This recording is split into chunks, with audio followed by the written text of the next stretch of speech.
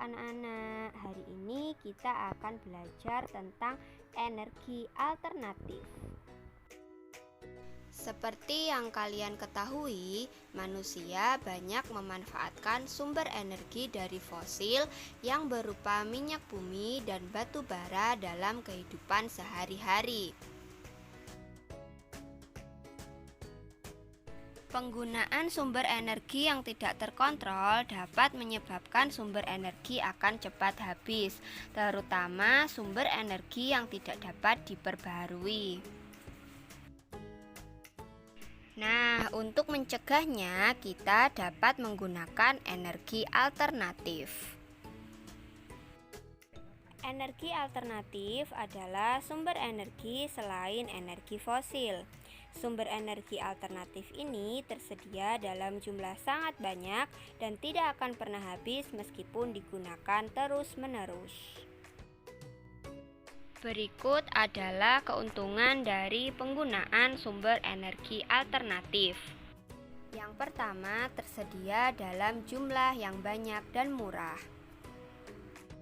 Kedua, tidak cepat habis.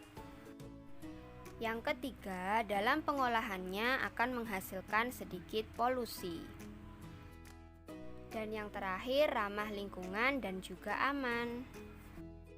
Berikut adalah contoh sumber energi alternatif.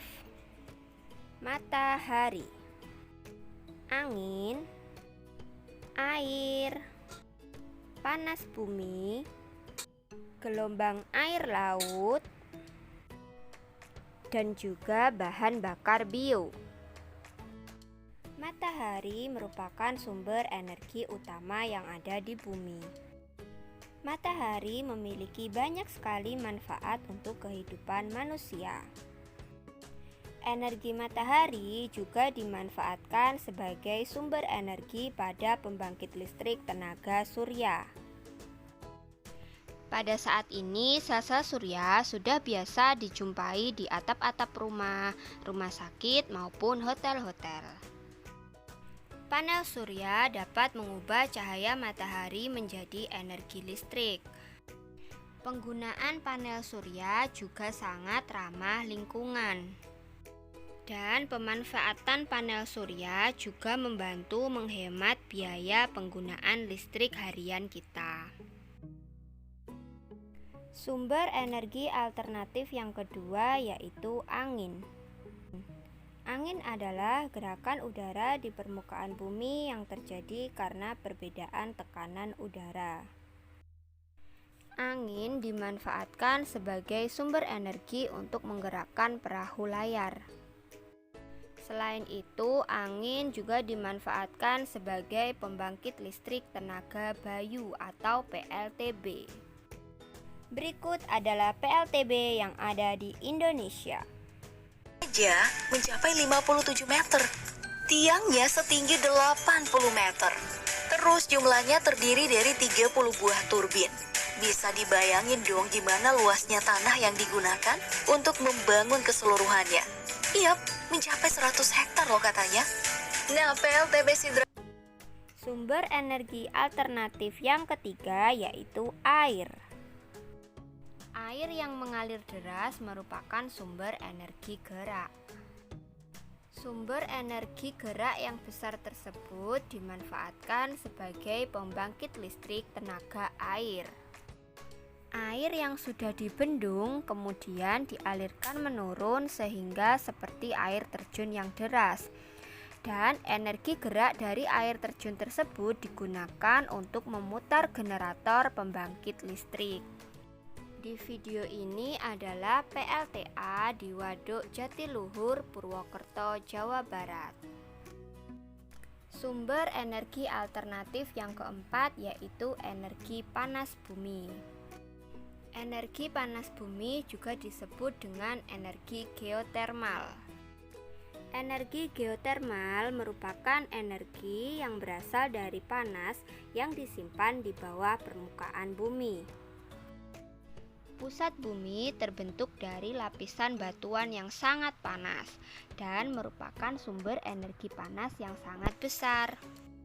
Sumber energi panas bumi ini juga dimanfaatkan sebagai pembangkit tenaga listrik.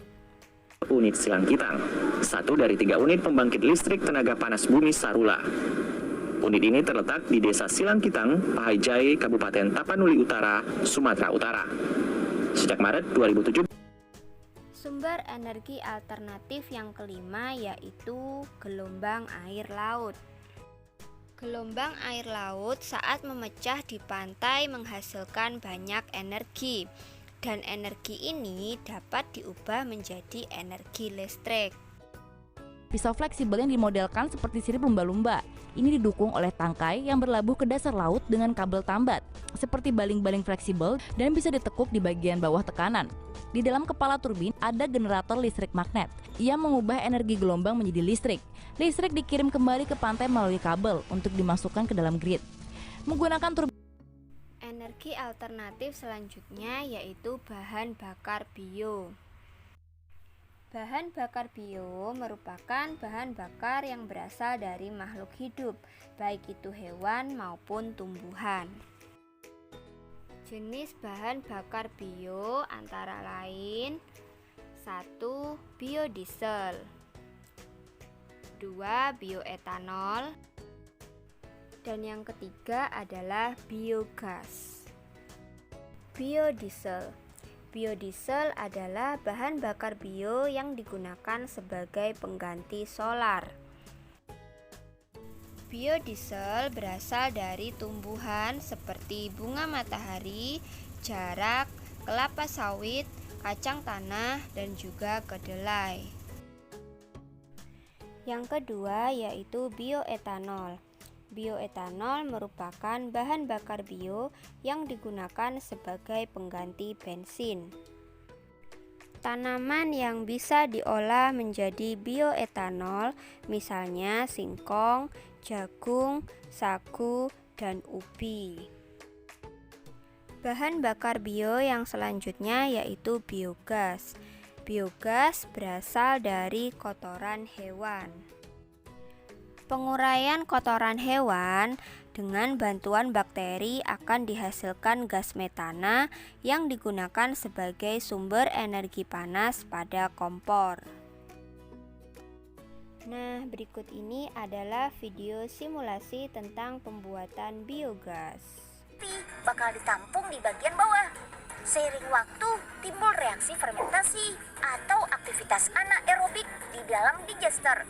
Dalam waktu 3 hari, gas perlahan muncul dan kemudian ditampung pada bagian atas digester yang berbentuk kubah.